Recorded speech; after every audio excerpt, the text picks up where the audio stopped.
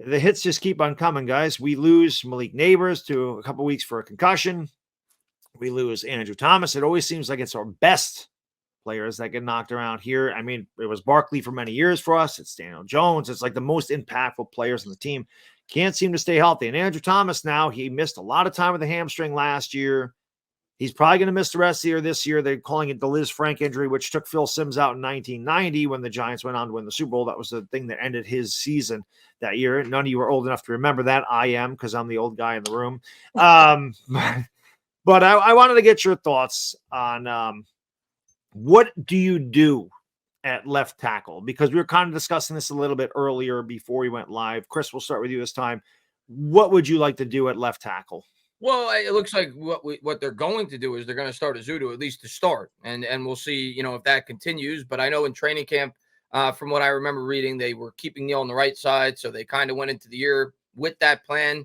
I think Ezeudu, most of us agree that was originally drafted to be a guard. He'd probably be better suited to play guard. And not only now are you playing him at tackle, you're playing him at the blindside protector.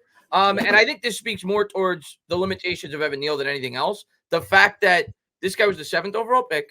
He's only been in the league for 2 years. He couldn't crack the starting lineup this year. You had to go out and spend a boatload in free agency to try to patchwork that offensive line, which they've done a tremendous job as far as that goes. Jermaine Illuminor has been great.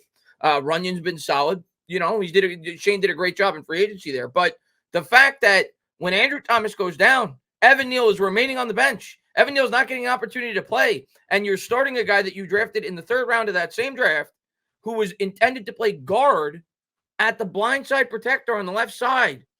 It speaks volumes to how low they feel about Evan Neal.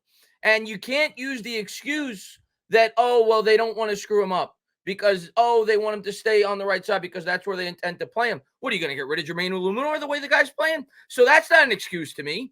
It really hammers home how low they are on Evan Neal at this point. And he's probably not long to be a Giant, much longer past next year, is the final year of his rookie contract. So that stands out to me. I was hoping, and I get the argument against it, I'm sure you guys will talk about it, but I was hoping they put Illuminor to the left side, and I understand the disruption, the chemistry he's built on the other side, on the right side. You don't want to disrupt that. I get that. But the left side, man, the blind side protector, that's so important. And I get scared to death after watching Ezeudu play last year on the left side in a limited capacity of what that means, whoever is playing the quarterback position for the New York Giants. So it's a big hit for the Giants. That you could argue, and I don't even think it's an argument. I think it's a fact. Most teams you would say the quarterback, and I'm not trying to rag on Daniel Jones. But if we lost Daniel Jones, I think he's a little bit better than the alternative on our roster. But if you lose Andrew Thomas, that is the biggest hit on this team. We saw it last year. The Giants went from a bad offensive line to one of the worst offensive lines in league history in a single season because he missed half the year. So without him in the lineup, unless Brasillo is a magician, this could be a disaster for the New York Giants for the last 11 games.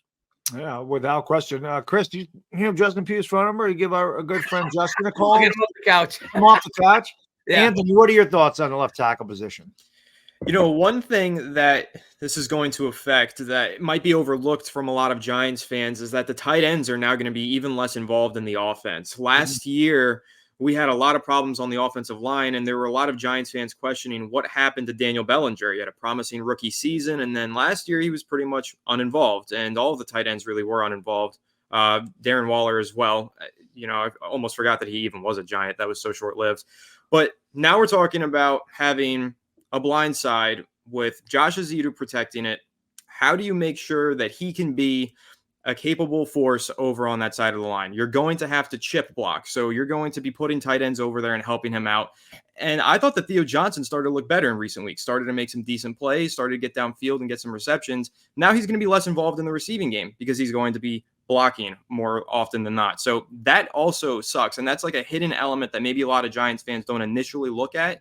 The conversation about the offensive tackles and who should play where is also interesting, but I'm very curious to see how it affects the passing game and how the tight ends are going to be less involved. But in terms of Jermaine Illuminor, I agree with keeping him at right tackle. I think it's important to keep the continuity across the offensive line and the chemistry. And then on top of that, there is something to be said about he's finally comfortable here at right tackle.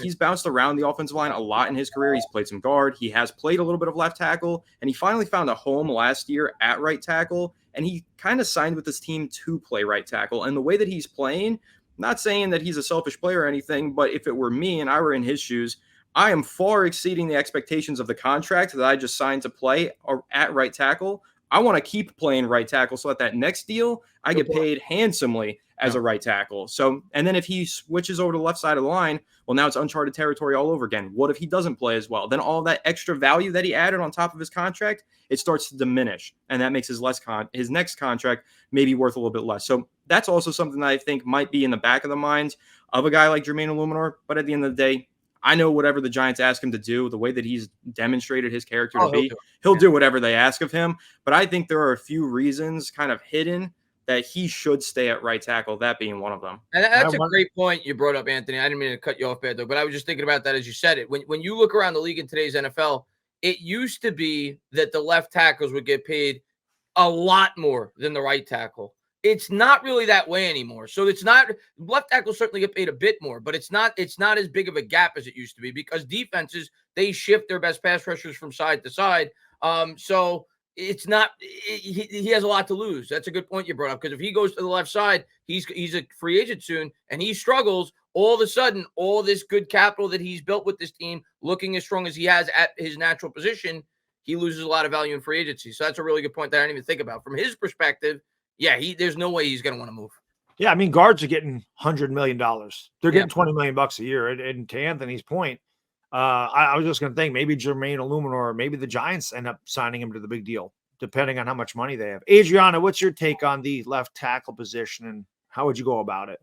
If I'm Joe Schoen, I'm taking the L and I'm calling David Bakhtiari. This team is still in it. They're still going to play Jones. So if he's the best option at quarterback and you have an opportunity to play a division rival who is clearly struggling on Sunday, a 1:00 game at home, it is a winnable game. You beat the Eagles. You're 3-4. You're right back in the mix again.